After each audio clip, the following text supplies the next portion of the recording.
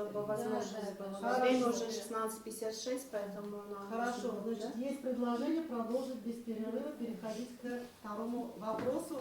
С вашего позволения я передаю слово заместителю председателя научного совета для продолжения нашего заседания. Елена Вячеславовна, пожалуйста. Спасибо. Принимаю вашу эстафету. Да.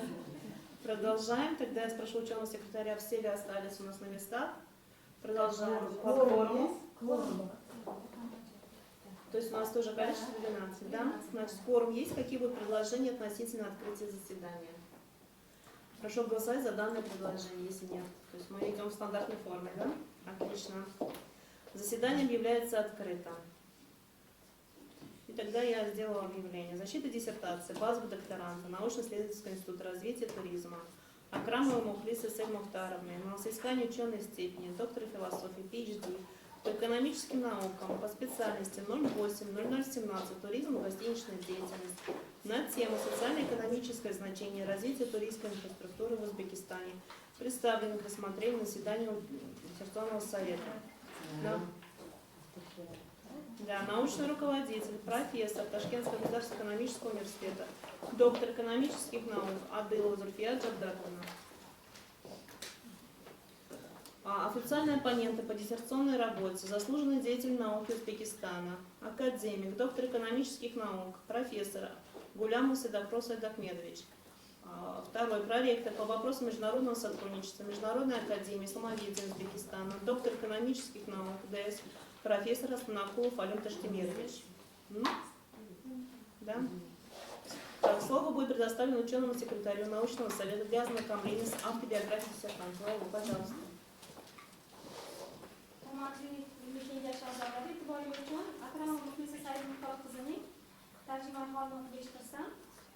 Akram Muhlis Said Muhtar qizi 1992 yil Toshkent shahrida tavallud topgan. 2017 yilda Toshkent arxitektura qurilish instituti bakalavr, 2022 yilda Toshkent arxitektura qurilish instituti magistratura bosqichini dizayn, arxitektura va muhit dizayn mutaxassisligini tamomlagan.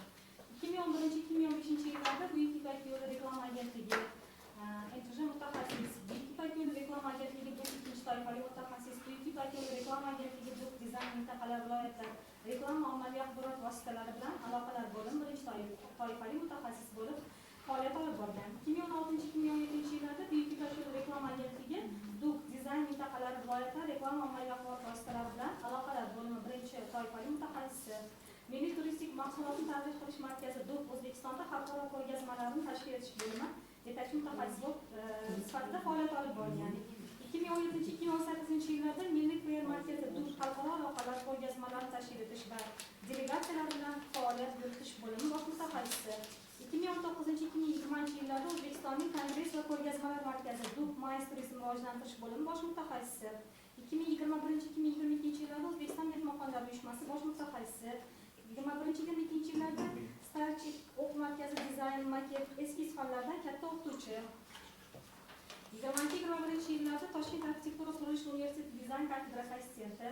2022 yildan hokazo Toshkent universiteti dizayn kafedrasi katta o'qituvchi lavozimida faoliyat olib borgan. 2023 yildan hozirgi kunga qadar turizmni rivojlantirish tadqiqot institutining tayanch doktorant sifatida faoliyat olib bordi. Oilali 2 nafar farzandi bor. Talabgor ixtisosiy chet tili fanlaridan malakaviy imtihonlar hamda xalqaro turizm bozori, ijtimoiy-iqtisodiy jarayonlarni modellashtirish va prognozlash, zamonaviy iqtisodiy nazariyalar fanlaridan qo'shimcha imtihonlar topshirgan va yaxshi baholangan. Akramova Muxlisa Said Muxtor qizi tomonidan iqtisodiyot fanlari falsafa doktori PhD ilmiy darajasini olish uchun yozilgan dissertatsiya ishi uchun barcha hujjatlar to'liq rasmiylashtirilgan. Dissertatsiya mavzusi bo'yicha jami 22 ta ilmiy ish, jumladan O'zbekiston Respublikasi Oliy attestatsiya komissiyasining doktorlik dissertatsiyalari ilmiy natijalarini chop etish uchun tavsiya qilingan ilmiy nashrlarda 16 ta maqola, jumladan 8 tasi respublika va 8 tasi xorijiy jurnallarda nashr etilgan. Savollar bo'lsa, marhamat. Спасибо большое, Лейла. Есть вопросы участников семинара к секретарю по анкетным данным соискателя? Если нет, то тогда продолжим. Так, предлагаю принять в качестве информации. Прошу всех, кто согласен с этим предложением, проголосовать. Спасибо большое. Тогда переходим к основной части. Диссертанту представляется 15 или 20 минут на это? 15 минут для доклада в актуальности темы диссертации, целях разработок научных практических рекомендаций, а также основных научных выводов, полученных в ходе исследований. Пожалуйста.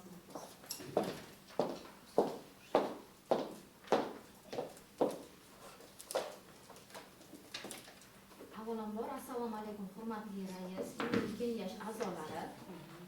Barchangizga o'z vaqtingizni ayamasdan bugungi himoya, ya'ni ilmiy kengash yig'ilishiga tashrif buyurganingiz uchun o'z minnatdorligimizni bildiramiz. Bugun e'tiboringizga olib borgan ilmiy ishimiz, ya'ni O'zbekistonda turizm infratuzilmasini rivojlantirishning ijtimoiy-iqtisodiy ahamiyati mavzusidagi olib borgan ilmiy ishimizni qisqacha ma'ruzasi bilan sizlar bilan tanishtirib o'tmoqchiman. Harakat qilaman, xudo xolasa berilgan vaqtni tugatishga. Turizm bu investitsiyalar, eksport, yangi ish o'rinlari va kambag'allik darajasining kamayishidir.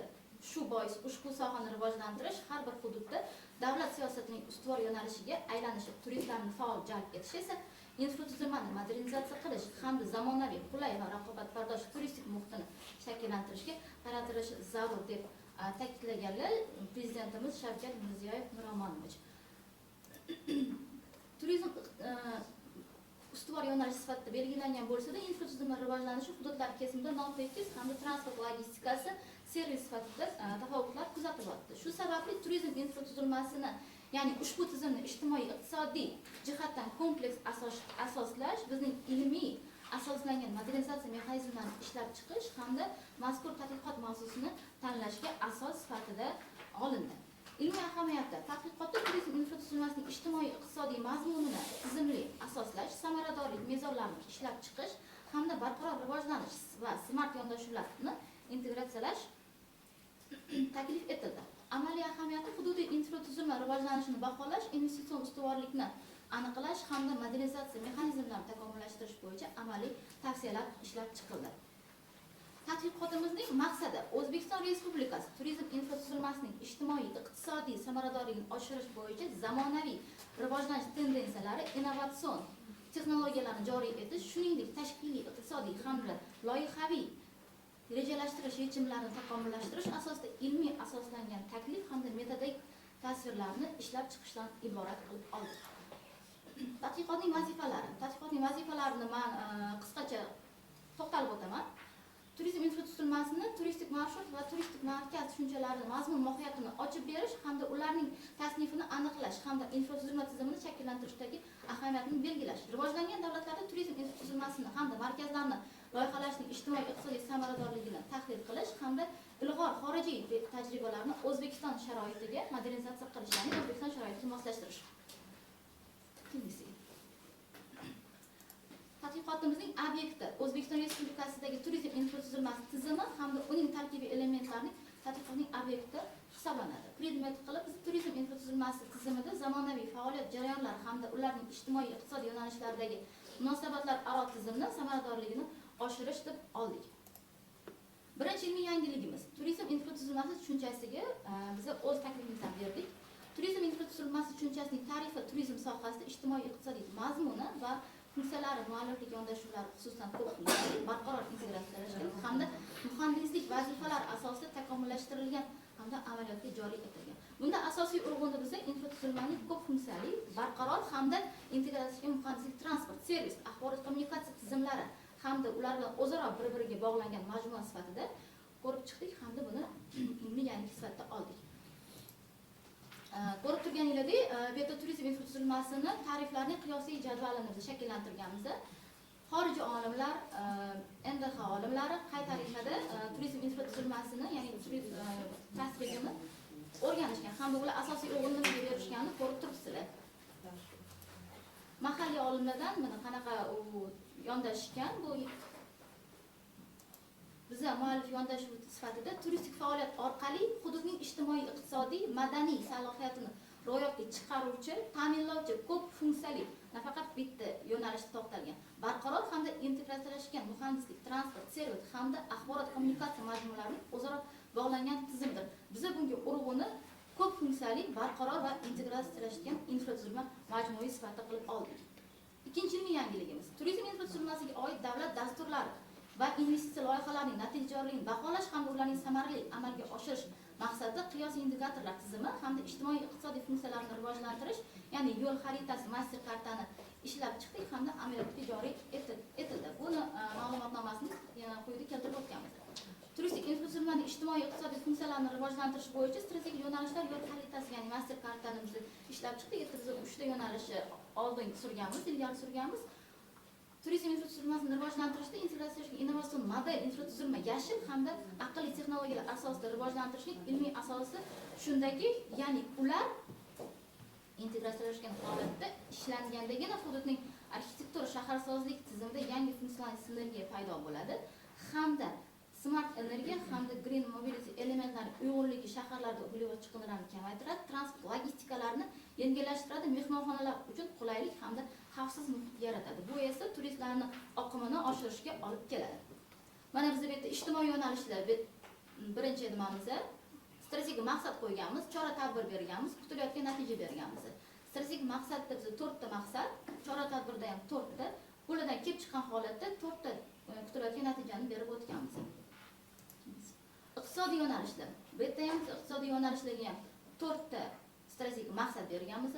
Strategik maqsaddan kelib chiqqan holatda chora-tadbirlarni berganmiz. Chora-tadbirlar, ya'ni kelib chiqqan holatda kutilayotgan natijani ham berganmiz. Turistik tajribani rivojlantirish deb nomlangan 3-bo'limimizda strategik yo'nalishni 3 ta bo'lib oldik. Birinchisi turar joy obyektlari, transport infratuzilmasi hamda rekreatsion maskanlar. Bu yerda ham kutilayotgan natija, chora-tadbir hammasi bir-biriga bog'liq hamda amaliy jihatga ega natijani ham berib turibdi. 3-ilmiy yangiligimiz. Yashil infratuzilma aqlli texnologiyalar, energiya tejovchi loyihalar va jamoat transporti tarmoqlarini turizm infratuzilmasi bilan uyg'unlashtirish orqali ekologik barqaror hamda ijtimoiy iqtisodiy integratsiyani ta'minlashga doir turistik kompleks tizimlashtirilgan va amaliy loyiha ishlab chiqilgan. Bu ma'lumotnomani keltirib o'tganmiz hamda ushbu loyihaga olingan guvohnomani ham keltirib o'tganmiz. O'zbekiston sharoitida bunday tajribani joriy etish uchun avvalambor hududda tabiiy iqlim sharoitini, resurs salohiyatini hamda demografik hududlarini va turistik oqim dinamikasini tahlil qilishimiz zarur. Shundan keyingina xorijiy modellarni to'liq ko'rib chiqish, balki buni ko'chirish emas, O'zbekiston sharoitiga moslashtirish maqsadga muvofiq bo'ladi. Buning uchun xorijiy tajribalarni to'g'ridan-to'g'ri ko'chirmagan holatda, ya'ni O'zbekistonning o'zimizning milliy shart-sharoitimiz, tarixiy madaniy merosimiz va iqtisodiy barqarorlikdan kelib chiqqan holatda adaptatsiyalashgan quyidagi innovatsion modelni biz joriy etish deb muhim deb topdik. Hozir ko'rishingiz mumkin. Integratsiyaga innovatsion model. Bu yerda biz 4 ta yo'nalish hamda 4 ta yo'nalish o'z ichiga olgan strategik maqsadlarni berib o'tganmiz. 4-ilmiy yangiligimiz turizm infratuzilmasining tarkibiy qismlari hamda investitsion samaradorlikni integral ko'rsatkichlar hamda ekonometrik tahlil asosida baholash hamda SEM modeli orqali mustahkamlash, rivojlanish mezonlari prognoz ko'rsatkichlari orqali ishlab chiqilgan. Mazkur tadqiqotimizda transport infratuzilmasi bahosiga oid kompleks ekonometrik tahlillarni o'z ichiga oladi. Jumladan transport turi, tashrif maqsadi, kesimda grafik hamda box plot chizmalari, normal taqsimot histogrammalari, person kolleksiyasi natijalari, oddiy chiziqli, ya'ni OS regressiya modeli hamda shartli marjinal ta'sirlar ham bahosini keltirib o'tgan. Olib borgan ilmiy ishimizdagi ekonometrik modeldan olgan natijalarimizni biz SEM modeli orqali mustahkamlaganmiz. Bu yerda transport infratuzilma bahosi, landshaft dizayn bahosi, sog'lomlashtirish bahosi, noqulaylik, axborot belgisi.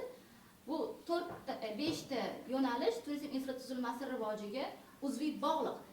Takroriy tashrif hamda mamnunlik ham turizm infratuzilmasining rivojining eng muhim omili sifatida ko'rsatilgan hamda SEM modeli orqali mustahkamlangan. 5-ilmiy yangiligimiz turizm infratuzilmasining ijtimoiy iqtisodiy rivojlanishida milliy hamda zamonaviy talablar uyg'unligi ta'minlovchi yashil infratuzilma, ya'ni shaharsozlik yechimlarini amaliy modelini ishlab chiqish. Ilmiy ishimizda milliy va zamonaviy talablar uyg'unligini ta'minlovchi yashil infratuzilma, shaharsozlik modeli ishlab chiqildi. Yashil infratuzilma shaharsozlik modeli bu shahar va turistik hududlarda ekologik barqarorlik, energiya samaradorligi, ijtimoiy farovonlik, ma'naviy merosni saqlagan holatda urbanizatsiya infratuzilmasini loyihalash, qurish va boshqarish bo'yicha integratsiyaga tamoyillar hamda amaliy choralarni majmuasidir. Hozir buni ko'rishingiz mumkin. Bu yashil infratuzilma modelimizning asosi sifatida belgilangan yashil va anaviy arxitektonik turizm infratuzilmasiga ta'sirini baholashingizni baholagan holatda yashil infratuzilmasini modelini ishlab chiqqanmiz. Bu yerda ko'rishingiz mumkin yashil landshaft qatlamlari, madaniy raqamli integratsiyalash, suv boshqaruvi hamda energiya tejamkorlik, mobility, transport qatlami. Bu yerda biz landshaft jozibadorligining sayyohlar iqtisodiy ko'rsatkichlarga ta'sirining tahlil ko'rsatkichlarini ishlab chiqqanmiz. Bu yerda ko'rishingiz mumkin landshaft loyihalar soni, turizm daromadi, turist tashkilot sonlari, joylashtirish vositalari, turistlarning sonidan olingan jadvalimizda ko'rishingiz mumkin. Bu haqida batafsil avtoreferatda keltirib o'tganmiz.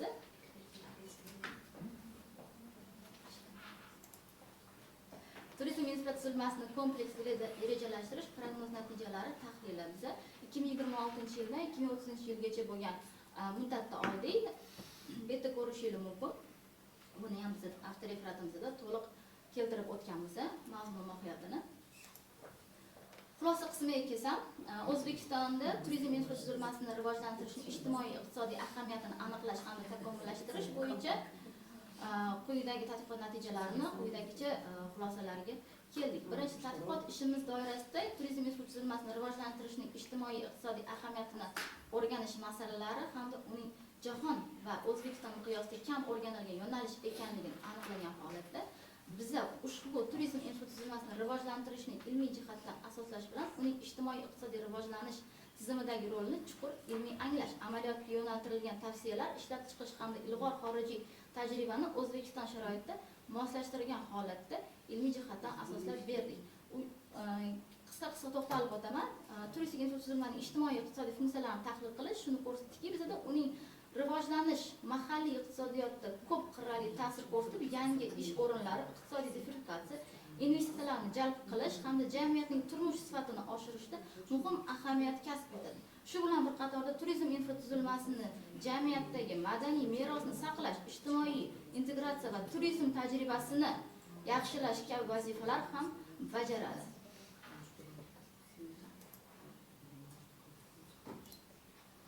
Quyida havolani sizlarga taqdim etmoqchiman. Yuqorida keltirib o'tgan 5 ta ilmiy yangiligimni o'z ichiga jamlagan turizm infratuzilmasini ijtimoiy iqtisodiy rivojlanishini takomillashtirishda shaharsozlik, innovatsion landshaft yechimlari va yashil infratuzilma amaliy loyihalarning ilmiy konsepsiyasi asosida ishlab chiqqan loyihamizni sizlarga qisqa videorolik orqali ko'rsatib o'tmoqchiman.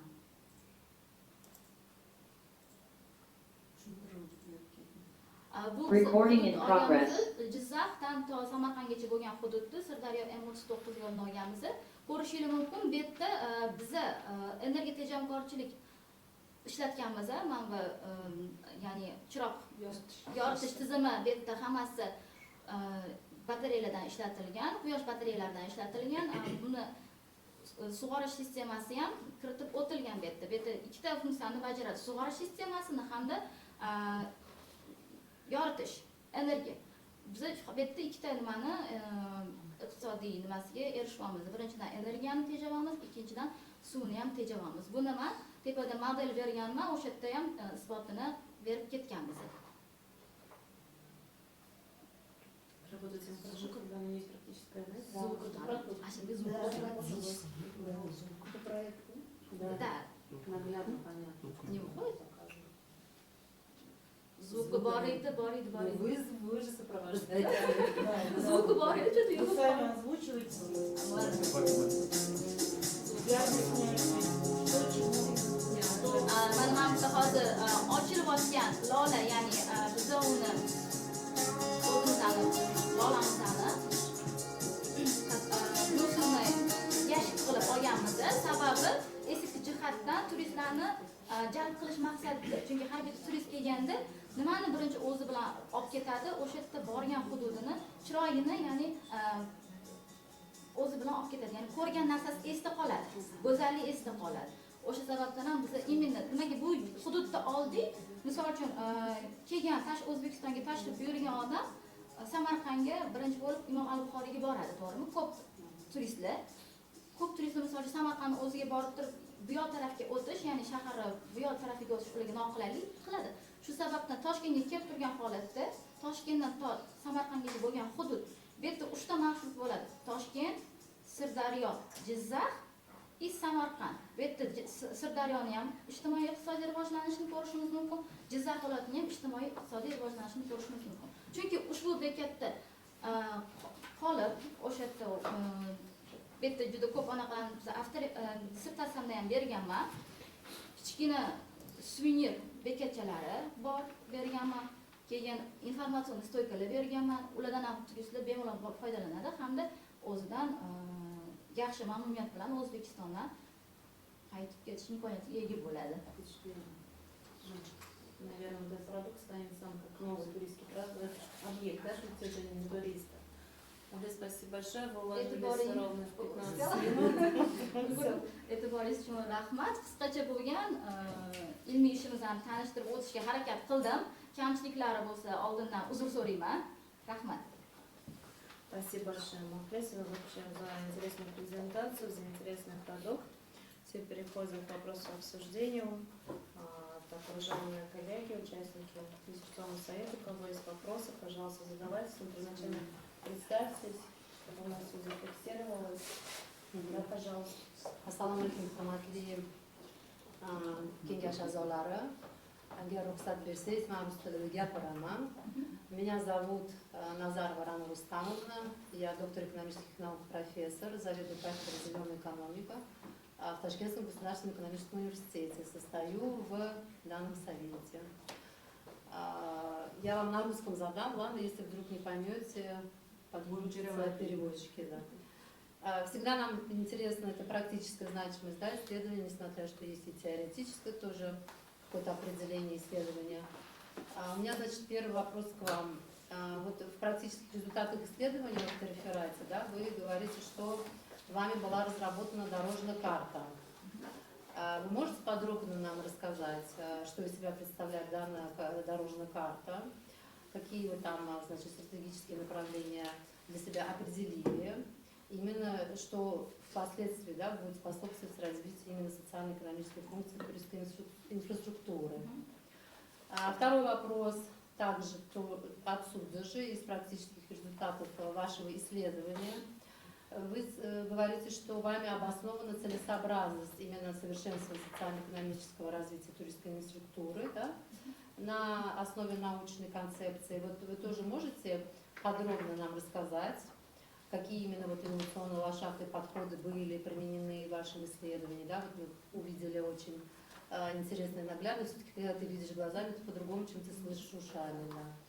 И мой третий вопрос, на странице 50, это в русском варианте автореферата, приведен рисунок, анализ сравнения зеленой традиционной архитектуры. Скажите, пожалуйста, вот здесь идет речь о влиянии, да, зеленой архитектуры на туристскую инфраструктуру и влияние традиционной архитектуры на туристскую инфраструктуру. Скажите, пожалуйста, каких из этих, значит, применений, влияний именно на развитие туристской инфраструктуры, на ваш взгляд, считается более эффективным и почему? Спасибо большое. Savolingiz uchun rahmat, Ramon Ustamni. Вы можете на узбекском. На узбекском, да, если вам конечно. удобно. Mastercard deb o'tkaziladi. Mastercard deb. Дальше. Вот. Mana ikkinchi ilmiy yangiligimizga to'xtalib o'taman. Mana bizda bu yerda Ramon Ustamni Да, да. ijtimoiy yo'nalishdan olganmiz. Strategik maqsad madaniy merosni saqlash hamda uni ommalashtirish.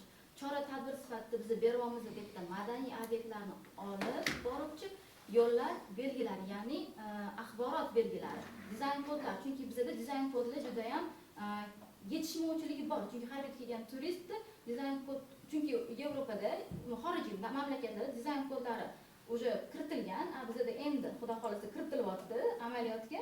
Shu sababdan biz chora-tadbirlarga buni kiritdik.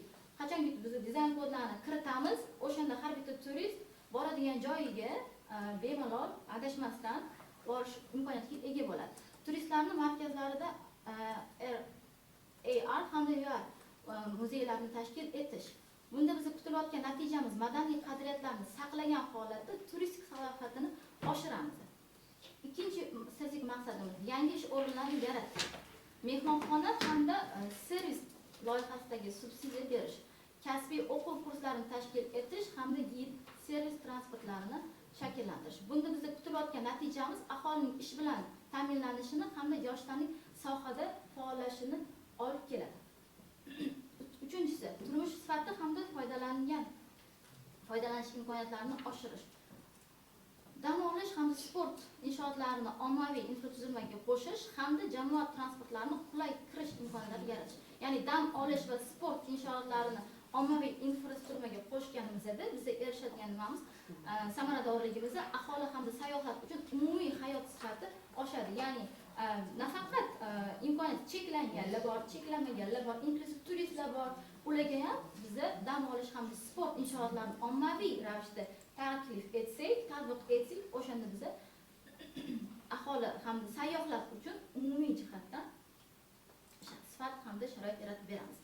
To'rtinchisi, integratsiya hamda ijtimoiy aloqalarni rivojlantirish. Ko'p millatlarni madaniy tadbirlarini qilish, jahon xalqlari hayotini kabi tematik zonalarni yaratib berish. Nafaqat O'zbekiston millatlar bilan yaxshi, ya'ni bizda hech qanaqa tavoflar yo'q. Shu sababdan ham biz bemalol ko'p millatlar bilan madaniy tadbirlarni qilish imkoniyatiga egamiz. Bu bizga nima natija beradi? Jamiyatda madaniy hamda muloqot bag'rikenglikni hamda ochiqlikni ortishini beradi. Iqtisodiy yo'nalishlarda ham biz 4 tani olganmiz. Bunda birinchi mahalliy ishlab chiqaruvchilarni qo'llab-quvvatlash, investitsiyalarni jalb qilish, daromadlarni diversifikatsiya qilish hamda klaster effektini shakllantirish. Birinchi maqsadimizda chora-tadbir bizni suvenir bozorlarini rivojlantirish, mahalliy hunarmandlik zonalarini yo'lga qo'yish, turizm, agro hamda turizm ipak klasterini tashkil etish. Bunda biz kutayotgan natijamiz bo'lyapti. Mahalliy mahsulotlarga talab oshadi, ishlab chiqarish hajmi hamda daromad ham o'sadi. Bu yerda ham ijtimoiy, ham iqtisodiy samaradorlikka erishamiz. Investitsiyalarni jalb qilish, turizm infratuzilmasiga soliq imtiyozlarini taqdim etish, yagona investitsion platforma orqali yangi loyihalarni taqdim etish. Ya'ni loyihani biz 2-3 tashkilot bilan emas, ommaviy ravishda, ya'ni ochiqlik bilan loyihalarni qabul qilishni yo'lga qo'yishimiz kerak. Bunda kutilayotgan natijamiz ichki hamda tashqi investitsiyalar hajmi oshadi, yangi biznes loyihalari amalga oshish imkoniyatini beradi. Daromadlarni diversifikatsiya qilish, turizm sayohatchiligining to'g'ridan-to'g'ri soliq tushumlarini tashkil qilish, shu bilan birgalikda qo'shimcha xizmatlar, gid, ekskursiya, logistika. Я понял, что хорошо владеете этой моделью. Третий вопрос давайте перейдем, чтобы другие коллеги тоже успели задать вопросы. Вы не против? Не, конечно. Да, я поняла. Да, третий, пожалуйста, вопрос. У вас первый связан был вопрос? Третий тогда про зеленую. Yashil hamda an'anaviy arxitektura turizm infratuzilmasiga ta'sir. Agar biz yashil arxitekturani yo'lga qo'ysak, biz erishadigan natijamiz boshlang'ich investitsiyalar oshadi. Bu yerda biz beryapmiz yashil arxitektura ochroq olov rangda, an'anaviy arxitektura to'qroq olov rangda. Uni foizi pastroq, ya'ni rivojlanish pastroq an'anaviyga qolsak, agar yashilni bersak, dunyo miqyosida ekosistema, ya'ni ekologik jihatdan har doim hozir birinchi o'ringa chiqyapti. Shu sababdan biz yashil arxitekturani tanlaymiz. Shunda yillik energiya tejalishi mana 22% bo'lyapti. Agar an'anaviy arxitekturada qoladigan bo'lsak, bu 15% tashkil qilyapti.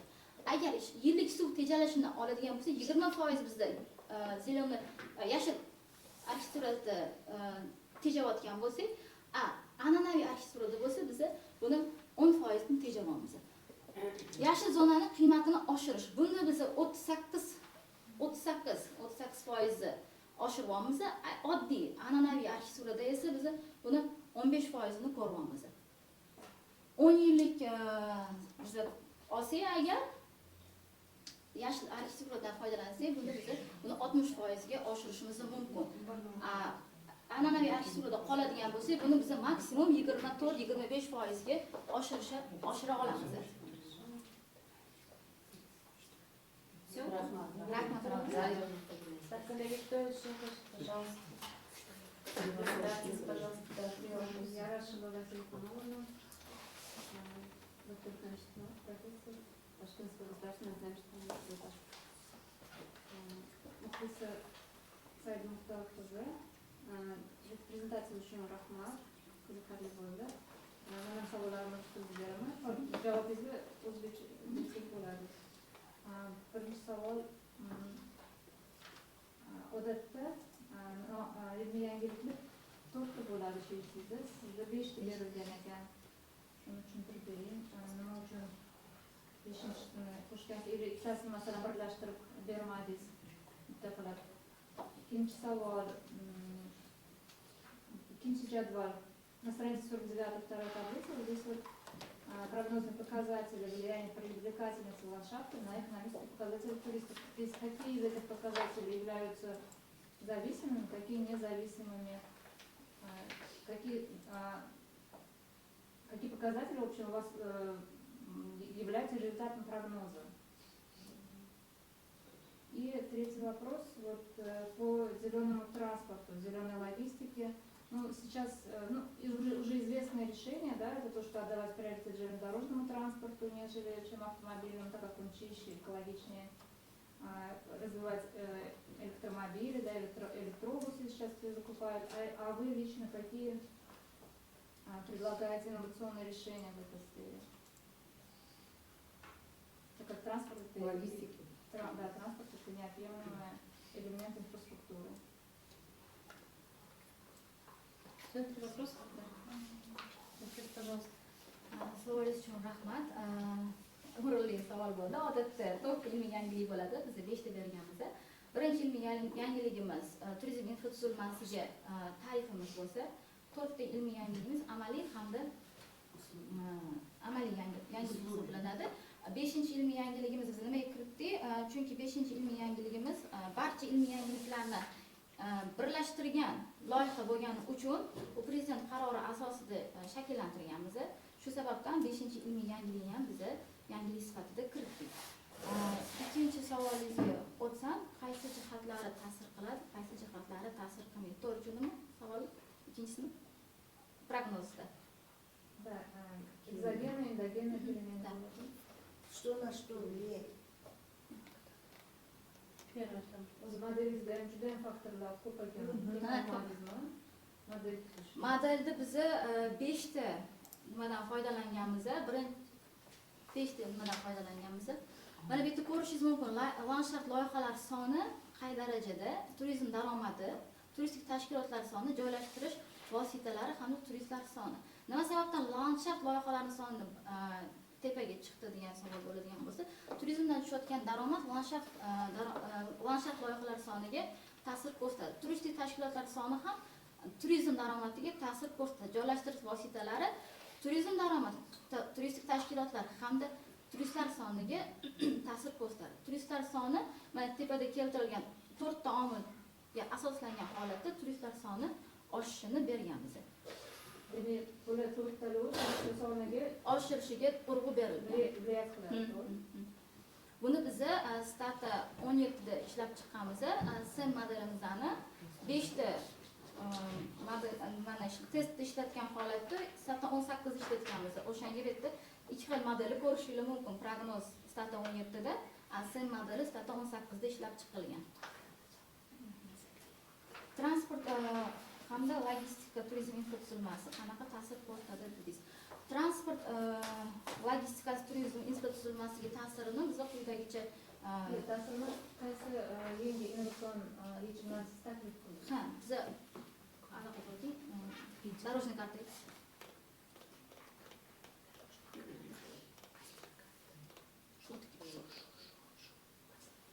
12-13.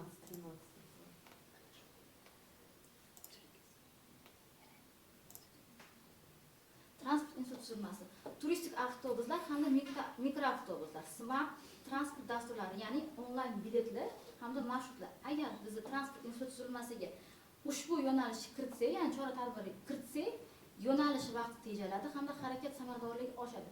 Shu sababdan biz transport logistikasini turizm infratuzilmasiga ta'sirini, ya'ni turistik avtobuslar hamda mikroavtobuslar orqali berdik, lekin bu mikroavtobus hamda turistik avtobusdagi smart transport dasturlarini joriy etish orqali turistlarga qulaylik yaratib berishi biza amalda keltirib o'tganmiz dissertatsiya ishimizda buni kengroq yoritib berganmiz.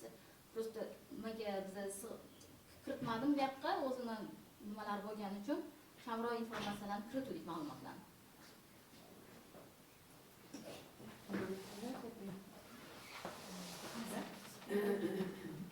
Или частично? Пожалуйста, можете. Нет, я просто не увидела, в чем там зеленый. Yashil infratuzilmaga ta'siri transportda bugungi kunda. Yashil infratuzilmaga transportni ta'siri bir-biriga bog'liq, chunki berganman-ku tepada ham. Ashirga pastga tushib. Ekologiya bilan bog'liq bo'lsa. Sinmadalik o'ting. Transport infratuzilma bahosi mana 3.2 volt bizga birinchi nimada berilyapti. Transport infratuzilmasini rivojiga ta'sir qilyapti. Landshaft dizayn bahosi bo'lsa 3.9 bilan ta'sir qilyapti. Sog'lomlashtirish bahosi bo'lsa 4.1 bilan, noqulaylik bo'lsa 37, axborot belgisi bo'lsa 44. Bu yerda transport infratuzilmasi bahosini men hozir aytib beraman.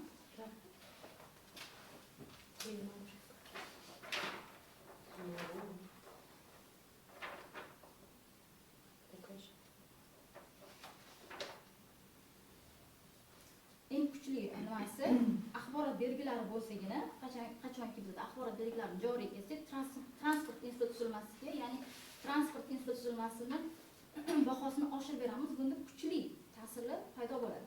Salbiy ta'sirlari shunda bo'ladi bizda agar mana shu nimani joriy etmasak, zeleniy yashil infratuzilmani joriy etmasak, avtomobil, poyezd, samolyot qatnovchi turistlarni soni ham bunga ta'sir qiladi. Sababi avtomobilda kelgan tashrif buyuruvchi agar bizda zeleniy o'sha yashil infratuzilma yaxshi bo'lmasa, u avtomobildan ko'ra bormaslikni ham o'ziga ma'qul ko'radi. Chunki hech qaysi turist boya ta'kidlab o'tdim, misol uchun Jizzaxga bormoqchi bo'lsa, ertaga samolyotda bora olmaydi. U xohlasa xohlamasa Toshkentga keladi, Toshkentdan to Jizzaxgacha avtomobilda yoki poyezdda boradi. Shu sababdan biz yashil infratuzilmani joriy etishni taklif qildik hamda imенно o'sha M39 yo'lini tanlagan holatda o'sha turistik hudud, ya'ni to'xtash hududini loyihalashtirdik. Да, мне же здесь тема была не так, как влияние транспорта на туризм немножко другая тема, как раз я рассматривала уже градостроительную инфраструктуру, вписывала ее в туризм. Здесь, Нет, наверное, здесь просто да. в этом есть должны навести зеленая инфраструктура, энергоэффективное решение. Ну да, но больше на градостроительную. Да, Транспорт. но в туризме именно вот этот транспорт, он очень как фактор значимый. Да, но железный транспорт не может на себя всю такую нагрузку взять, потому что у нас не настолько он уже активно развит, да? Поэтому Макуся больше сделал такой дорожной инфраструктуре, чтобы вот как вот, например, сберечь энергосберегающие, зеленые технологии внедрить, то есть у него больше Градостроитель. Да, но так как бы сделал новый подход совершенно к работе, да, как туризм и совершенно другое направление, он так синтегрировал. Еще я хотела бы добавить, если вы обратили внимание, она сказала, для транспорта она предлагает внедрение смарт-технологий, которые само собой будут беречь какие-то необходимые на сегодняшний день расходы будут уменьшаться, да, сбережения будут. Василий спрашивает, что это за смарт? Объясните, что за Это смарт-технологии? транспортная работа. Что за смарт-технологии? Ну, это вот интернет вещей, да? Да, умный транспорт. да. А может, не поняла, да, вопрос. Да. Детали. Да, пожалуйста. Все Вот мне интересно, все ваши, это, ну, вся новизна, которую вы предлагаете, изучали ли вы зарубежный опыт, какие страны и что вы смогли адаптировать из опыта других стран? Потому что обычно человек не выдумывает, а адаптирует. Да. Совершенствует. Да, и вот адаптирует и внедряет. Вот у вас очень хорошее такое внедрение, проект хороший, да? И второй вопрос, как продолжение, практическая значимость. Вот ваш вот у нас наш коллега из Таджикистана задавал очень такой, это, переходящий вопрос, его можно ко всем применять. Вот ваш этот мастер-класс, проект или дорожная карта, мастер-карта, можно ли его применять в соседних странах? То есть я вам даю подсказку, что Можно в дальше последующем можно сделать типа как методички и ее вот как бы коммерциализировать, и если реально это применимо. Можно, пока мы еще не ответим, мне в защиту я просто скажу как бы вот продолжение, да. У МОКРИСа есть патент на внедрение данной вот самой всей этой структуры на дорогах. И мы сейчас как раз после защиты, потому что получить защиту и получить авторство на эту всю вот разработку, мы уже будем занимать перед комитетом по туризму, мы уже с ними обговорили, чтобы вот этот пилотный проект уже внедрить, посмотреть, как он будет работать. Где? Это вот именно на предлагать да, дизайн на на этом Узбекистане, да, да. потому что эта дорога мертвая по факту является на сегодняшний На этом день. маршруте. Да, и мы как раз хотим ее оживить, потому что большая ставка идет на развитие сейчас Жизакского региона и Сардаринского, чтобы их тоже вовлечь в сферу туризма. И как раз есть такой у нас урбанистический совет, и мы будем вот эту работу выдвигать на урбанистический совет, чтобы показать, как можно новые технологии, зеленые технологии внедрять в сферу туризма и делать комфортные условия для туристов. То есть это уже работа, я чем я говорю большой бонус, она такая практическая, да, я не защищаю работу, просто я говорю такой постфактум, я говорю, что да, уже уже есть патент, ждем защиту, уже как бы официально запатентовать, и потом уже будем как бы пилотно внедрять. А когда уже получится пилотно внедрить, то можно уже эту модель переносить на другие. Вы хорошо дали подсказку, что можно сделать методичку и прям ехать по странам СНГ и предлагать свои идеи. Извините, отвечать пожалуйста на вопросы. Про зарубежный опыт. Да, про Sultanimiz зарубежный. Sabitовna sizga rahmat savolingiz uchun. Mani ishim bilan ko'proq siz tanishsiz. Qaysi davlatlarni tajribasini o'rgangansiz deganingizda, men o'zim shaxsan 2023-yilda Arab amirligida bo'lganimda, imенно ularni iqlimi O'zbekistonga o'xshash, chunki quruqlik, sahro. Men o'shanda qiziqqanman, imенно shuni o'rganish uchun borganmiz. Nima sababdan ular quruqlik bo'lsa ham turistik zonalari yashil. Yashil nima sababdan? Suv tanqisligi bor, chunki Qizil dengiz sho'r suv hisoblanadi. U bilan sug'orib bo'lmaydi. Men o'sha loyihamda qaysi nimalarni olganman, ключевой momentlarni olganman. Sababi ular suvni qayta ishlab chiqarishadi. U suvni qayta ishlab chiqaradi. O'zini maxsus idishlari bor.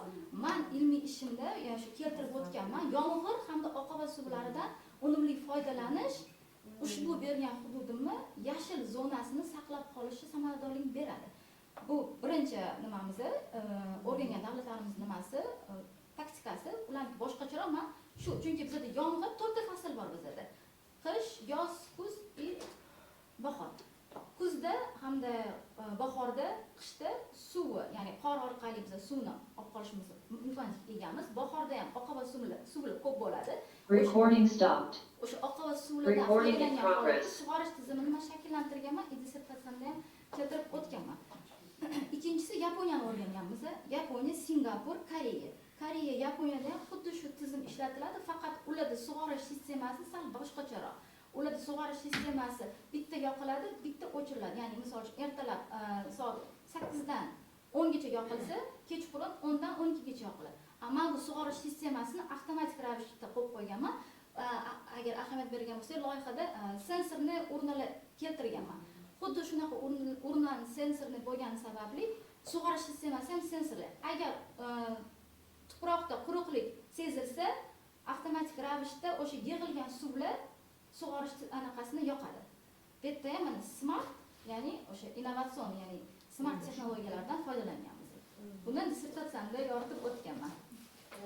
Спасибо большое. Мне, вы знаете, на 44-й странице очень так четко здесь подмечено, да, в условиях Республики Узбекистан использование зарубежного опыта требует предварительного анализа природно-климатических характеристик территории. На этой основе следует разрабатывать не прямо заимствованные, а адаптированные инновационные модели. Это очень важно для докторантов, потому что многие берут уже готовые модели, вставляют, а здесь вот прям четко и хорошо подмечено. Пожалуйста, если есть вопросы, пожалуйста. Я себя еще еще раз ознакомлен. Зерова Галфан Станова. Работаю в Бухарском государственном университете, доктор экономических наук, профессор кафедры туризма и гостиничной деятельности. У меня есть два вопроса. Как я вижу, очень интересная и актуальная тема. Да, невозможно даже не дать вопрос. Так, ikkita savolim, demak birinchisi 22-betda 3-jadvalda turizm infratuzilmasini kompleks prognoz natijalar tahlilini bergansizlar. Mana shu yerda 3 ta model. Aynan ana shu 3 ta modelingiz turizm infratuzilmasini rivojlantirishda ijtimoiy ahamiyatga egami yoki iqtisodiy ahamiyatga egami? Aynan. İkinci savolimda siz 19-betda korrelyatsiya koeffitsiyentidan foydalangansiz. Mana shu aynan O'zbekiston turizm infratuzilmasini rivojlantirishga aynan qaysi omillar ta'sir etgan? Ya'ni qaysi omillarni olgansiz yoki belgilagansiz? Shu koeffitsiyentni ikkinchi savolingiz sal korrelyatsiya koeffitsiyentini aniqlashda aynan qaysi omillardan foydalangansiz? 19-bet. 19-bet.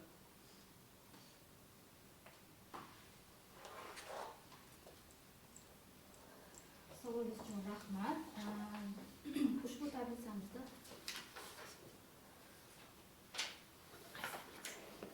3-jadval.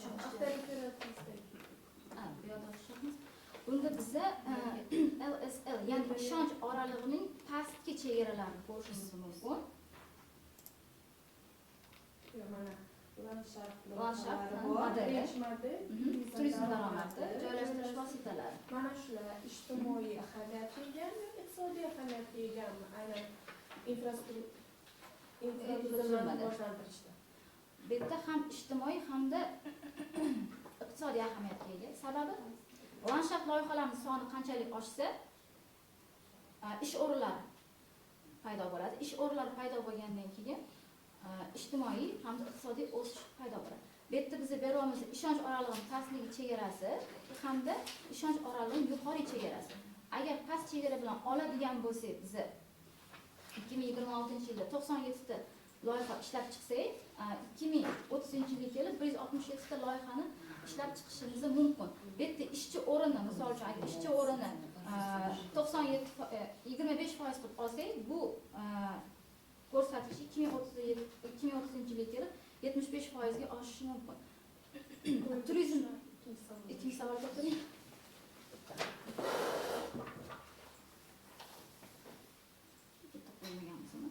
Bu yerda ko'rishingiz mumkin, turizm infratuzilmasini rivojini berganman. Oliy hamda ilk marotaba ko'p tashrif buyuruvchi.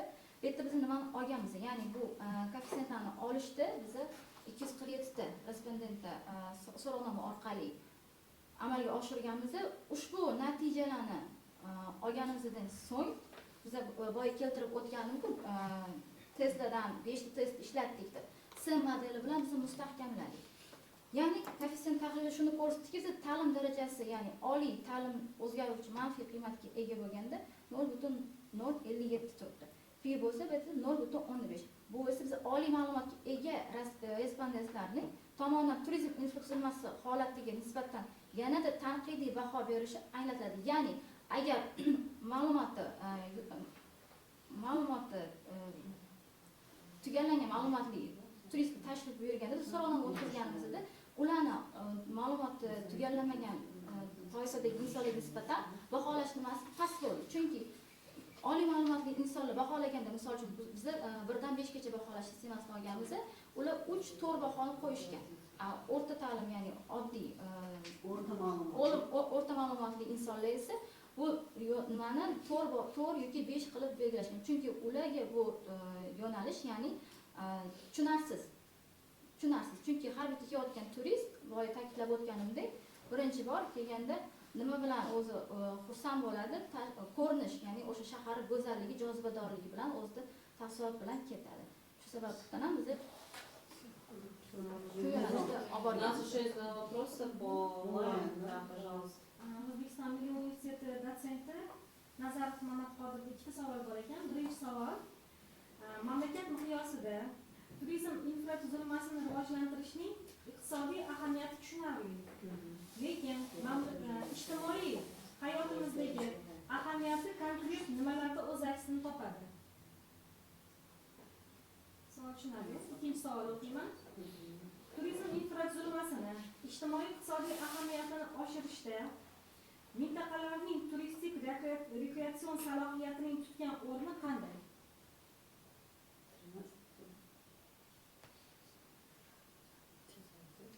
Savol tushunarli. Ikkinchi savol. Региональный аспект хочет понять. Она рассматривала или нет? Rekreatsion Salohiyatining tutgan o'rni qanday? Надо же определенный участок. Да. Ну хорошо. savolingiz uchun rahmat. Хорошо. Mastercardga qaytamiz. Ijtimoiy iqtisodiy. Aynen ijtimoiy so'radi. Ijtimoiy Правильно. То есть экономически я говорит увидела.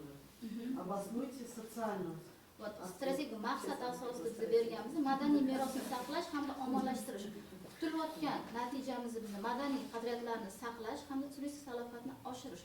Chora-tadbir sifatida biz beramiz madaniy obyektlarni olib boruvchi yo'llar, belgilar, axborot markazlarini tashkil etish, turistik mavzudagi AR hamda VR muzeylarni tashkil etish, yangi ish o'rinlarini yaratish.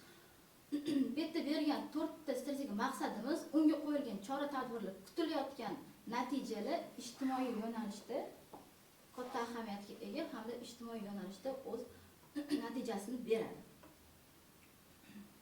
U ana oxirida yozgansiz, oxiriga Jamiyatdagi aholi va sayyohlar uchun umumiy hayot sifatini oshiradi. Вот это и есть. Повышение качества жизни. Aholini ish bilan ta'minlashi hamda yoshlarning sohadagi faollashishini ham beradi. Хорошо. Rekreatsion salohiyati. Ikkinchi savol.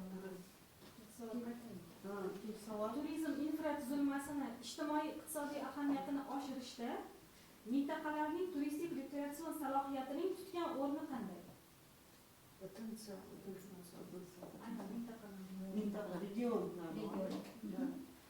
Agar biz 12 ta regionni oladigan bo'lsak, ijtimoiy iqtisodiy salohiyatini har bitta regionning ijtimoiy iqtisodiy salohiyati har xil. Biz ilmiy ishimizda dissertatsiyamizda keltirib o'tganmiz Samarqand, Buxoro, Xiva, Toshkent olganmiz. 4 ta nimani yo'nalishda olganmiz shaharda. Sababi nimaga? Chunki har bitta turistik oqimlar asosan biz Toshkent, Buxoro, Xivaga.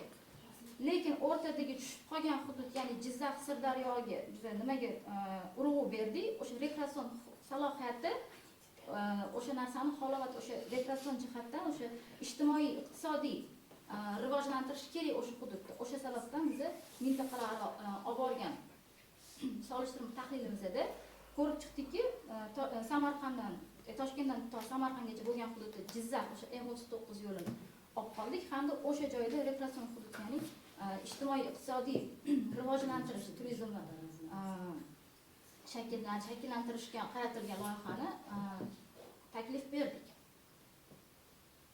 У нас 13 вопросов, я думаю, уже хватит, да, перейдем уже, да? Уже всю работу поняли, уже все эти моменты тоже. Поэтому, с вашего разрешения, если ни у кого больше нет вопросов, заканчиваем обсуждение. Предоставляется слово научному руководителю, доктору экономических наук, профессору Адулову Зульфии Джавдатовне. Вы можете ограничиться письменным заключением или выступить речью.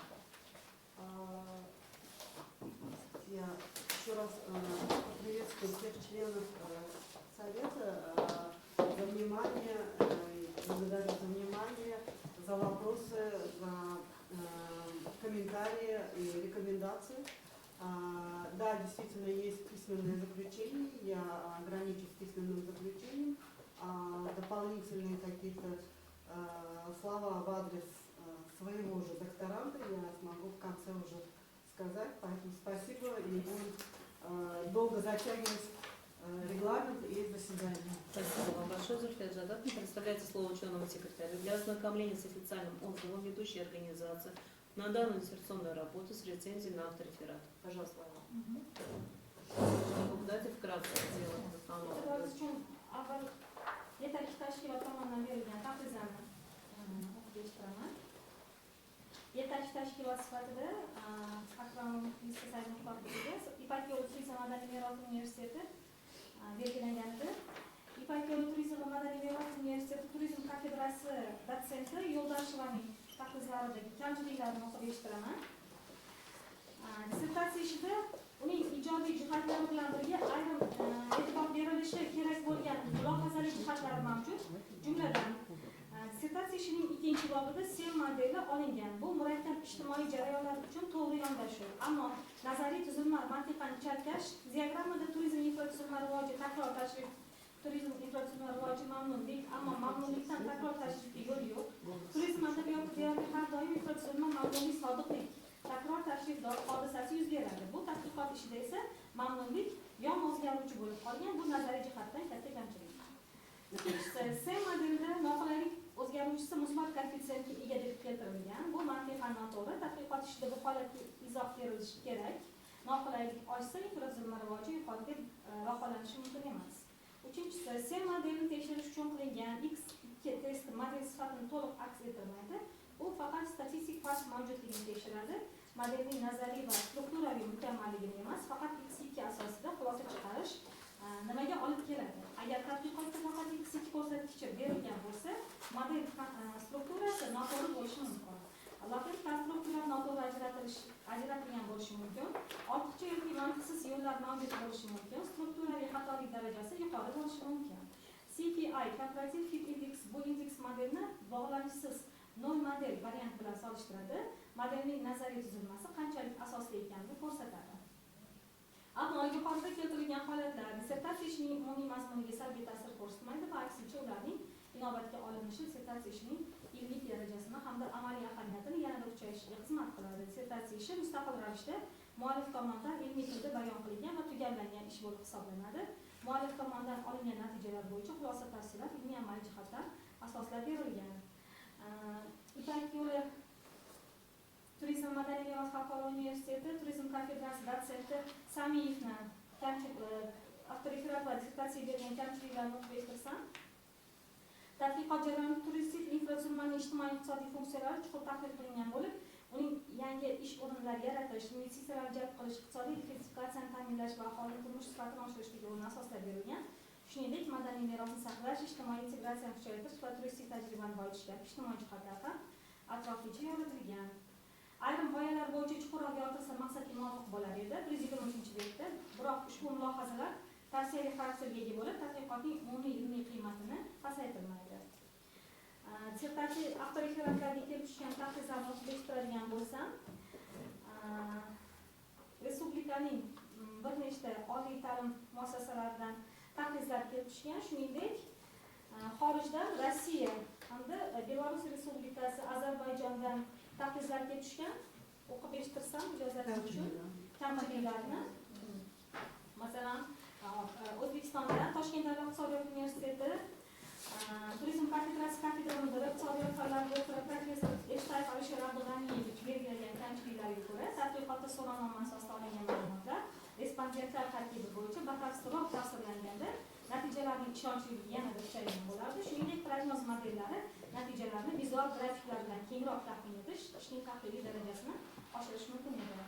Toshkent davlat sharqshunoslik universiteti turizm kafedrasi kafedra mudiri dotsent Husanov Qodirov bergan tadqiqotlarning kamchiliklarida avtoreferatda jahon turizm bozoriga oid statistik ko'rsatkichlar, ma'lumotlari, global yoki ichki mahsulotlar balki ulushi keng yoritilgan. Rivojlangan turistik infratuzilmaga ega mamlakatlar bilan qiyosiy tahlil natijalari batafsilroq keltirilganda, tadqiqotning qiyosiy jihatlari yanada boyitilgan bo'lar edi. Toshkent arxitektura qurish universiteti shaharsozlik kafedrasi kafedra mudiri arxitektura fanlari doktori professori Adilov Zarif Himatovichning bergan tahlillarning kamchiliklariga ko'ra, ayrim jarlar va grafik materiallar bo'yicha izohlar yanada kengroq va tafsilroq berilganida, tadqiqot natijalari o'quvchi uchun yanada tushunarli va ravshan bo'lar edi. Mazkur holat muayyan texnik kamchilik sifatida baholanishi mumkin bo'lsa-da, u dissertatsiya ishining umumiy ilmiy xulosalari va ahamiyatiga jiddiy ta'sir ko'rsatmaydi. Алтайский государственный университет, заведующий кафедрой рекреационной географии, сервиса туризма и гостеприимства, кандидат педагогических наук Виктор Набернян Такузанов Вештрама. В качестве единого замечания следует отметить, что сравнительный анализ зарубежного опыта развития туристской инфраструктуры мог бы быть представлен более развернуто с точки зрения количественного сопоставления экономических эффектов и инфраструктурных моделей. Более глубокая эмпирическая детализация зарубежных кейсов позволила бы дополнительно усилить аргументацию отдельных выводов. Указанное замечание носит рекомендательный характер и не снижает общей научной ценности работы. Все, отлично. Спасибо, Лайла. Саран приглашается для озвучивания. Свое озвучить свое мнение по отношению к моим замечаниям, согласны. Согласны. Avvalambor rahmat, shunchalik ilmiy ishimni o'qib, arxiv referatimni, dissertatsiyamni sinchkovlik bilan o'rganib, qisqacha kamchiliklar hamda berganingiz uchun avvalambor boya modelga to'xtalib o'tsam, landshaft dizayni hamda estetik ahamiyatini olganimizda bizni turistlarni xoniqishi hamda turizmni rivojlantirishda landshaft dizayn va estetika baholari yuqori ijobiy ta'sir ko'rsatgan. Landshaft jilosi bahosi koeffitsiyenti 0,259 ki hatta 0,1. Statik jihatdan ahamiyatli bo'lib, vizual jihatdan jozibali hamda ekologik tozalaishlar turistik tajribani kuchaytiradi. Bu yerda sen modeli bo'yicha men mustahkamlagan bo'lsam, xudo xolasa, keyingi ishlarimda sen modelidan emas, boshqa ekonomik modeldan foydalangan holatda aniq sifralarni chiqarishga harakat qilaman. Rahmat. Спасибо большое. Мы продолжаем процедуру защиты диссертации. Слово предоставляется официальному оппоненту, заслуженному деятелю науки. Автор, все уже.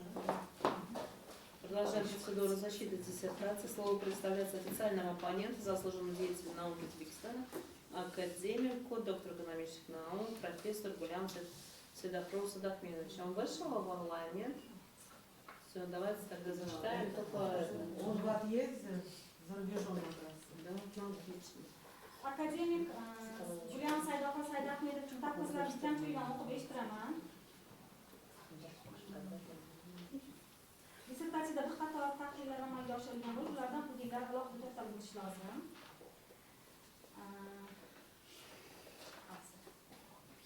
Birinchisi, ekonometrik asoslangan yondashuv muallif tomonidan turizm infratuzilmasi boshlanishi, zamonaviy ekonomik modellar, prognoz ko'rsatkichlari, infratuzilmaviy o'zgarishlarning ijtimoiy-iqtisodiy natijalari ta'sirini baholash orqali ilmiy asoslar berilgan hamda ekonometrik tahlillar modeli orqali mustahkamlangan. Bu ishni oddiy nazar tashkilot emas, balki amaliy hisoblarga ilish darajasiga olib chiqqan. O'zbekistonda 2018-2024 yillarda turistik hududlarda landshaft loyihalari soni grafik tahlillari yanada kengroq yoritishi maqsadga muvofiq bo'lar edi. 112-bet. Xorijiy tajribani rivojlangan davlatlarda turistik infratuzilma va markazlarning qiyosiy tahlil jadvalini kengroq yoritish maqsadga muvofiq bo'lar edi. 48-bet. Jadval. Ayrim grafik va diagrammalarni vizual tahlil bilan boyitish ishning ta'sirchanligini yanada oshirgan bo'lar edi. 53-bet. Turistik hududlar uchun taklif etilgan stilistik va shaharsozlik yechimlari keng yoritilgan bo'lsa-da, ayrim g'oyalar bo'yicha chuqurroq yoritilsa, maqsadga muvofiq bo'lar edi. 122-123-betlar. Yashil arxitektura orqali energiya tejash ko'rsatkichlari ishlab chiqilgan va asoslar berilgan, ammo ushbu tahlil natijasini jadval ko'rinishida ifoda etilganda, vizual jihatdan yanada mukammal bo'lar edi. 138-bet. Ilmiy ishda ayrim qo'shimcha materiallar ilova qismida yanada batafsil keltirilishi mumkin edi. Ko'rsatib o'tilgan kamchiliklar tadqiqotchi Akrom va Muxlisa Saidmuxtor qizining ilmiy ishining ilmiy saviyasiga ta'sir ko'rsatmaydi va keyingi tadqiqotlarda hisobga olinishi mumkin. Tadqiqotchi Akrom va Muxlisa Saidmuxtor qizi tomonidan 08-00-17 turizm va mehmonxona faoliyati ixtisosligi bo'yicha O'zbekistonda turizm infratuzilmasini rivojlantirishning ijtimoiy-iqtisodiy ahamiyati mavzusidagi tayyorlangan dissertatsiyasi yakunlangan ish hisoblanadi. Olingan natijalari ilmiy jihatdan yangilikka ega, nazariy metodologiya jihatdan asoslangan, empirik ma'lumotlar bilan mustahkamlangan, amaliy ahamiyatga ega bo'lgan va amaliyotga tatbiq etilganligi asoslovchi hujjatlar bilan tasdiqlangan, yakunlangan ilmiy tadqiqotdir.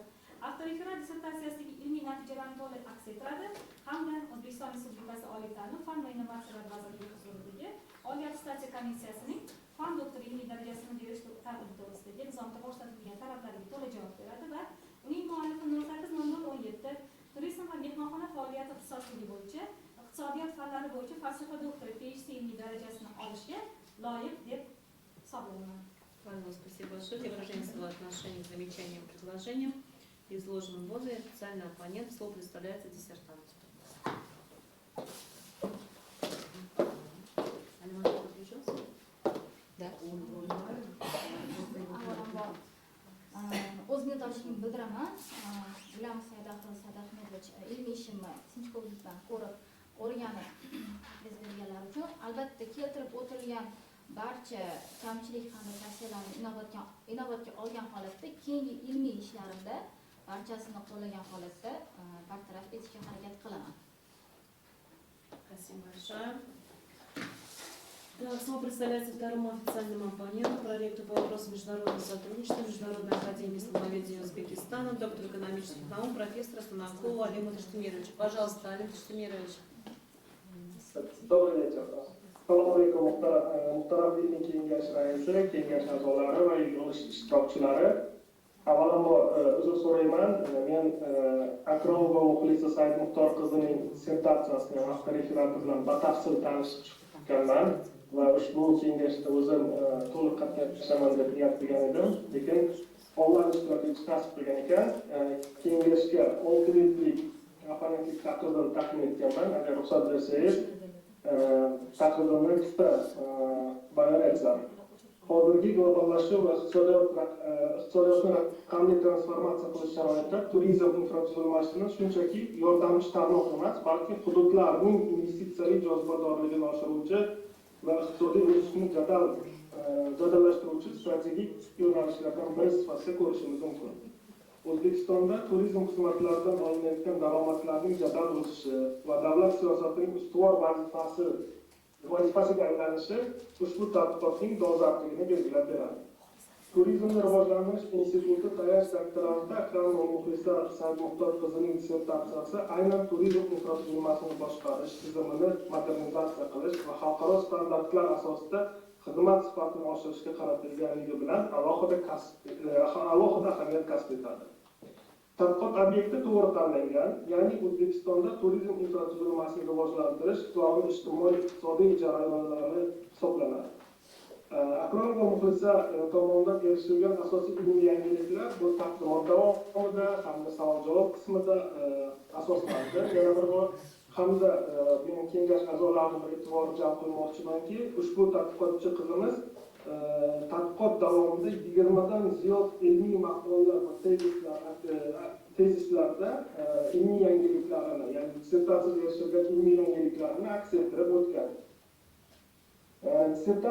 Dissertatsiyaning natijalarini joriy qilishga ham alohida e'tibor qaratganlar. 5 ta ilmiy yangilikni 3 ta tashkilotlardan yoki 3 ta yuqori turgan tashkilotlardan approvatsiyalarni joriy olganlar. Ya'ni bu oliy ta'lim va fan va innovatsiyalar vazirligi tomonidan qo'llanmada aks ettirganlar, turizm qo'mitasi tomonidan berilgan ma'lumotnomasida aks ettirilgan hamda e'tiborga loyiq jihatdan aytmoqchimanki, O'zbekiston Respublikasi Adliya vazirligi tomonidan ham amaliyotda joriy qilinganligi to'g'risida, ya'ni patent organligi to'g'risida ham amaliyotda joriy qilinganligini alohida aks ettirib o'tmoqchiman.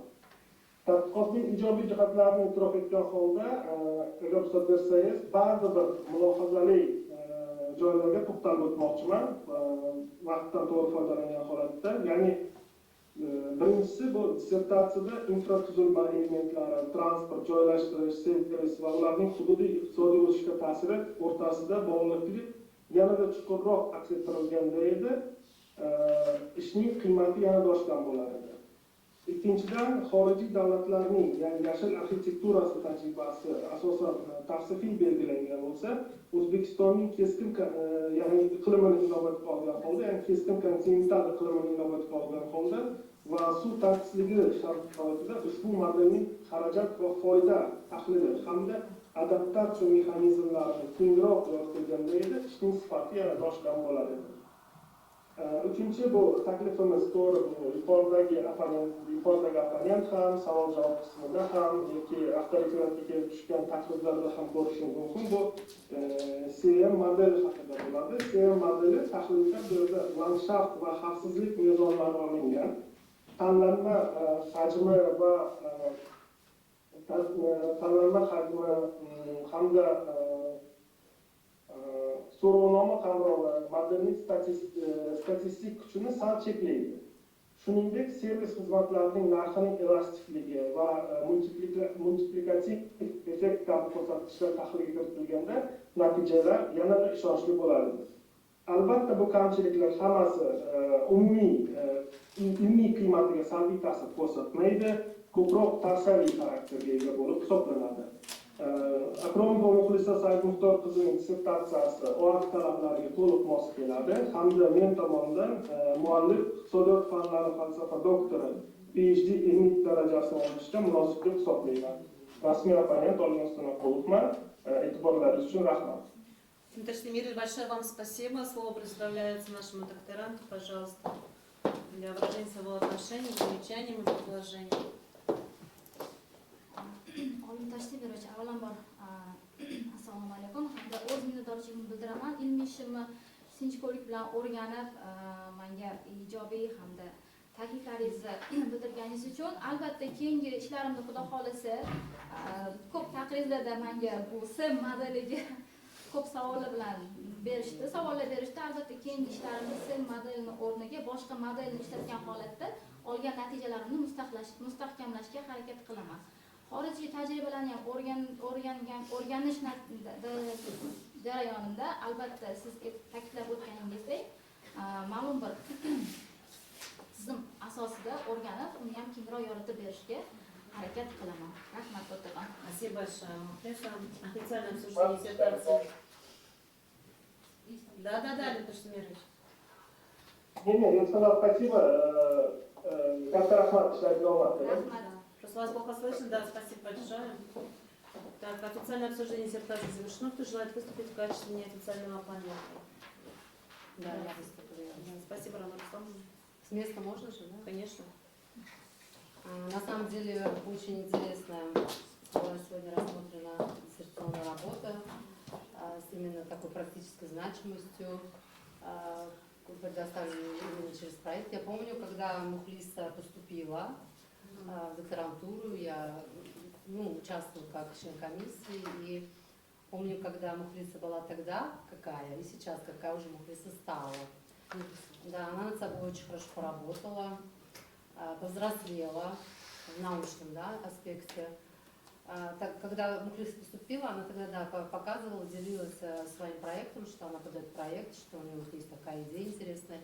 И вот сейчас на защите уже образовался такой конкретный продукт, который имеет именно практическую значимость, который в последующем обязательно будет ожидать успех, если вы будете уже это патентовать и именно через коммерческого предложения это все внедрять. То есть на самом деле ваша диссертационная работа имеет практическую значимость. Это самое главное для исследований. Что касается вашей работы, по структуре она соответствует требованиям Высшей аттестационной комиссии при Министерстве образования, науки и инноваций. По объему, по содержанию, по параграфам. То, что у вас 5 научных англизмов, это тоже очень интересно. Я, конечно же, голосую за то, чтобы вам присудили эту степень PhD по экономическим наукам. Также призываю своих коллег и членов совета проголосовать за. Вам желаю, конечно же, в последующем это только творческих успехов, продолжать это и отражать свои идеи и проекты в докторской работе. Спасибо вам большое за интересную работу. Спасибо большое. Кто еще хочет выступить? Пожалуйста, спасибо. Я тоже хотела бы отметить то, что Мухлиса очень выросла, вот как ученый, да, я это не знаю, я вот сравниваю с ПКС, да, по сравнению даже вот с тем семинаром, она намного более увереннее, и как бы ее доводы обоснованные такие. Вот. И, конечно, за работу сама отличается тем, что она именно носит практический характер, ну, конкретное есть вот применение, да, практическое. Это тоже очень отрадно. Что еще? Ну, по поводу модели я бы хотела посоветовать, конечно, любая модель, она всегда вызывает много вопросов, поэтому, ну, вот докторантам остальным тоже хотела сказать, что лучше не делать много, да, попроще делать так, чтобы вы могли уверенно ответить на все замечания.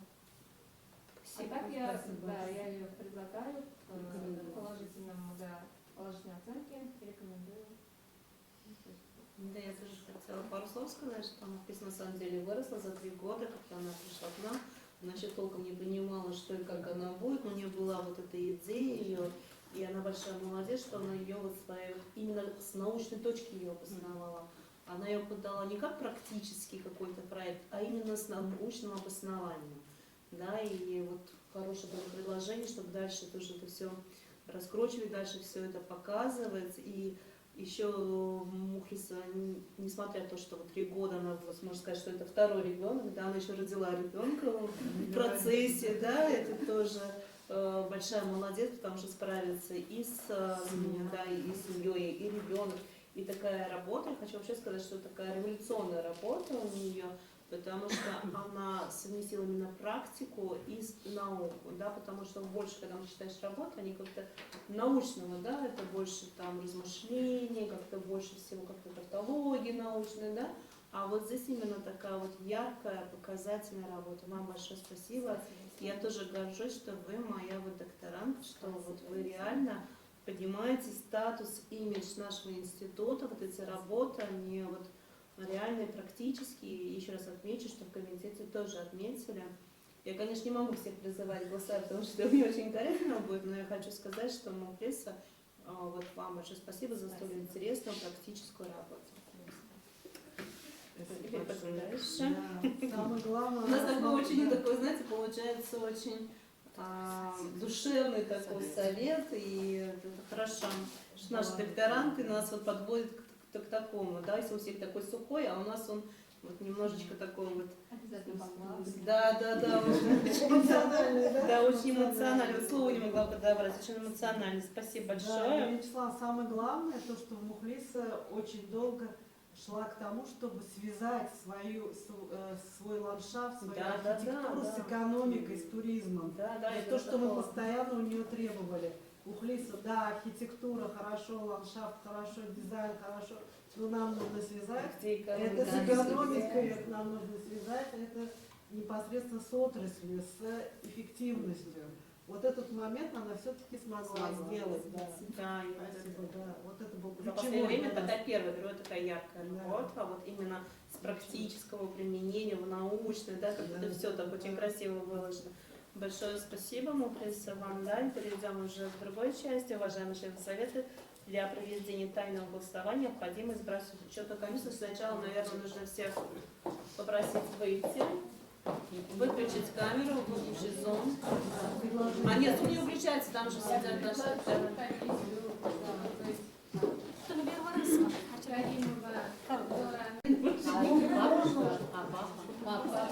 Я хочу лирическое отступление познакомить с папой. Это представитель практической деятельности туризма. Поэтому самое главное оценку сегодняшних защит он может дать. Это не вам, это вам. Да? Это вам, это ваша... Вам идея, да? Это мой учитель тоже. Тогда продолжим. Да, заседание совета продолжается. Для оглашения результатов тайного голосования слово предоставляется председателю избранной счетной комиссии, доктору экономических наук, профессору Каримовой Тильдоре Мерсалитовне. Пожалуйста, большое. Ой, пожалуйста. Комиссия Акромова Мухлиса Саид Muxtor qizining O'zbekistonda turizm infratuzilmani rivojlantirishning ijtimoiy-iqtisodiy ahamiyati 080017 turizm va mehmonxona faoliyati ixtisosligi bo'yicha iqtisodiyot fanlari falsafa doktor PhD ilmiy darajasini olish uchun qo'yilgan dissertatsiya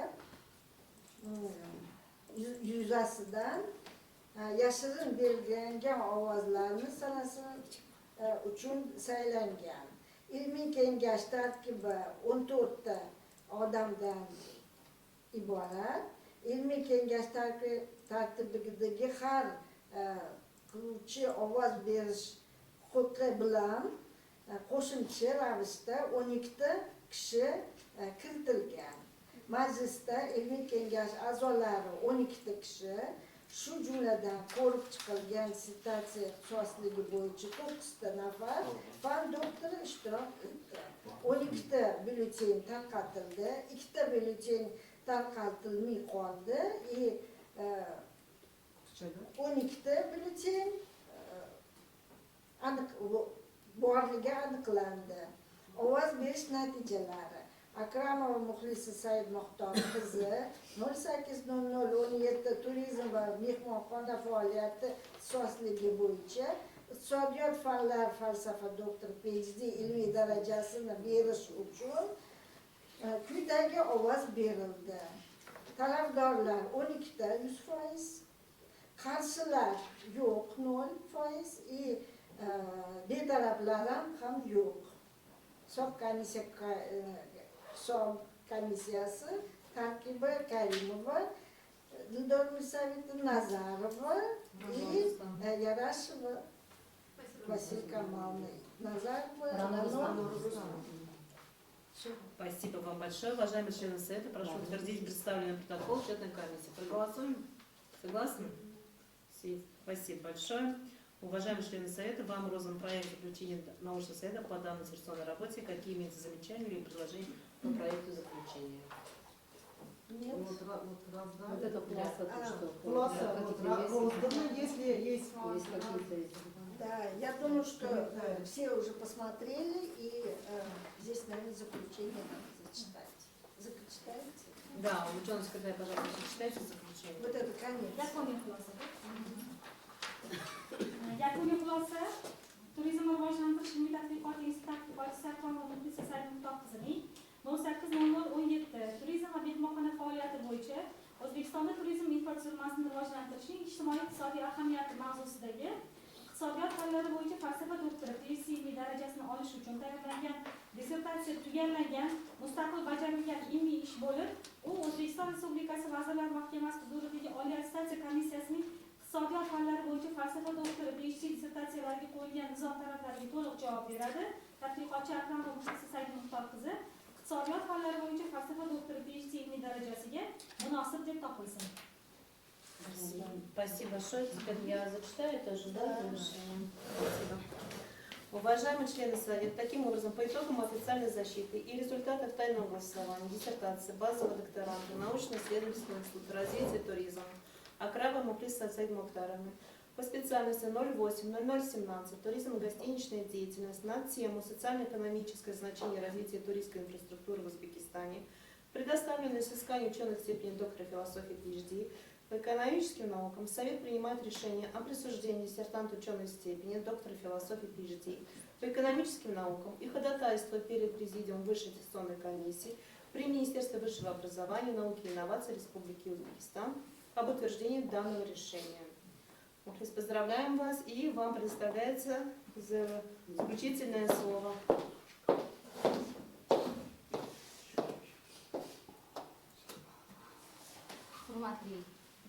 Ilmiy kengash a'zolari, raisimiz, hurmatli ushbu ilmiy seminarga, ilmiy kengashga himoyaga yig'ilgan hurmatli ishtirokchilar. Eng avvalo himoyaga olib chiqilgan dissertatsiya ishini tayyorlashda ishtirok etgan barchaga o'zimni minnatdorchiligimni bildiraman. Shunda eng katta o'z minnatdorchiligimni ushbu dargoh rahbari, ushbu institutning rahbari Yelinchi Islomniga, o'zimning ilmiy rahbarim Zulfiya Jaloliddinaga, hurmatli ustozlarimiz Ra'no Rustamniga, ilmiy bo'limdagi barcha a'zolariga, Sadoqat opaga, shu bilan bir qatorda biza bilan baravar himoyaga chiqqan, o'zi yana qaytadan himoya qilgan Bekmurod va Laylo Tursun Mamatniga o'z minnatdorchiligimni bildiraman. Bajarilgan dissertatsiya ishimga xolisona baho bergan rasmiy opponentlarim O'zbekiston fan arbobi akademik Gulam Saidahmedovichga, shu bilan bir qatorda iqtisod fanlari doktori Olim Tashtimirovichga ham o'z minnatdorchiligimni bildiraman. Barchangizga o'z minnatdorchiligimni bildirgan holatda rahmat aytaman. Barchalarga rahmat Kattakon. Ashirbekka, Barnorga.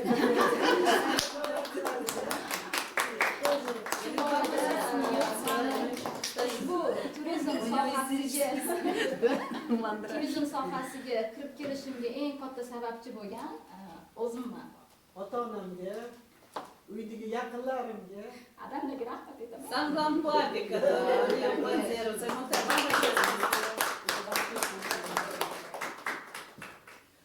Мужу, детям.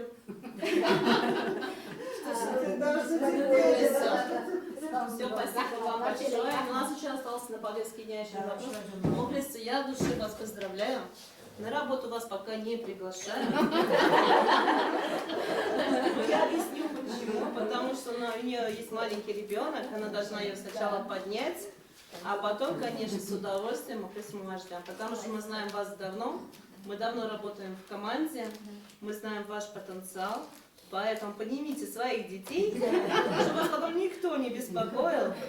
И приходите к нам, будем реализовывать ваши идеи. Спасибо, Денислав. Спасибо. Еще есть вопрос в повестке дня? Да, третий вопрос. Спасибо. Курсиду работу принять. Да, у нас цель, да? Нет, вы же председатель. Хорошо. Мне так понравилось. В расслабленном состоянии. Третий вопрос. Я не слышу. А вот здесь на столе есть, да. Стойте здесь, быстрее. Вот есть такой. Hurmatli kengash a'zolari, kun tartibida 3-masalamiz bor. Turizm rivojlantirish ilmiy tadqiqot instituti huzuridagi iqtisodiyot fanlari bo'yicha falsafa doktori, ilmiy PhD ilmiy darajalar beruvchi raqamli ilmiy kengash huzurida tuzilgan bir martalik ilmiy kengashiga institut tadqiqotchisi To'xtayeva Xurshida Farhodovnaning turistik xizmatlar bozorida bandlikni tartibga solish va boshqarish mavzusidagi 080013 menejment va 080017 turizm va mehmonxona faoliyati ixtisosliklaridan iqtisodiyot fanlari bo'yicha falsafa doktori PhD ilmiy darajasini olish uchun tayyorlangan dissertatsiyasi va avtoreferatini qabul qilish masalasi.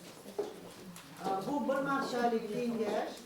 Hurmatli kengash a'zolari, bu bir martalik kengash 13 va 17 shifrlar tutash ixtisosliklar bo'yicha bajarilgan. Tadqiqotchi ilmiy kotibimizdan so'raymiz, tadqiqotchimizni hamma hujjatlari ilmiy kengashga qabul qilish uchun tayyormi? Ya'ni tadqiqotchimizni dissertatsiyasi, qiyosiy tahlili, avtoreferat loyihasi va протокол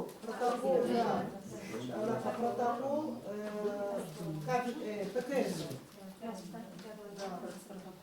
Если все документы соответствуют и отвечают требованиям, научный секретарь, значит, у нас это стоит на повестке дня этот вопрос. Если все согласны принять работу, давайте проголосуем. А слушайте, а разовый останется тот же, который был ПКС? Да, только там немножко поменяли мы 30%, мы имеем право на ПКС поменять члена. То есть нам разовый большой совет утвердил ВАК, там список утвержденный, а научный семинар у нас 2 человека по 17-му и 2 человека по 13-му были извне. То есть мы 30% взяли извне, чтобы на ПКС. На ПКС взяли только. Чтобы не одинаковое было совсем. Вот. А состав, утвержденный ВАКом, мы ничего не имеем права менять. Там 13 человек. Дирижером. Да, вы будете председателем. Там состав, значит, 7 или 8 человек по 17-му шифру и 7 человек по 13-му шифру. Да. Ну, это разовый совет. И я еще хочу сказать, если у нас в течение года еще будут соискатели, которые могут на стыке менеджмента и туризма захотят защищаться или будут работать, то мы имеем право этим же советом еще раз принять. До конца года. До конца года нам дали разрешение. Ну, хорошо, слушайте, чем каждый раз брать. Да, да, вот этот момент у нас, да. Но мы этот, как бы совет ждали почти 5 месяцев с Еленой Вячеславовной. Так что было время больше доработать еще. Да, так что то, что до конца года, это уже положительный момент, что если вдруг будут работы или в названии, или еще внутри, да, с научной новизной, где идет стыковка с менеджментом, то мы можем принять эти работы тоже, я думаю, дай бог. Если нет вопросов по документам, к ученому секретарю, по документам соискателей, вот диссертация тоже, да, есть? Да. Диссертация все, да. Можете ознакомиться, проект автореферата и протоколом ПКС. Есть вопросы? Нет, мы доверяем секретарю, она все приняла. Спасибо большое. Спасибо большое. У вас еще никто ничего нет? Она уже Она уже готова. Да, уже выступить готова. Нет, я не выступлю, я хотела. Она выступать боится уже, но ответить на вопросы готова. Вы работу просмотрели да, до нормы совета, я извиняюсь, тоже сказывается, что мы немножко подустали. Если есть вопросы, что какие-то корректировки, что-то можем мы еще вместе посмотреть. Нет, я посмотрела, во-первых, я рецензировала, да, работу. Спасибо вам большое, да, да, что вы так и, внимательно относитесь ко всем нашим работам. да, характер у меня такой.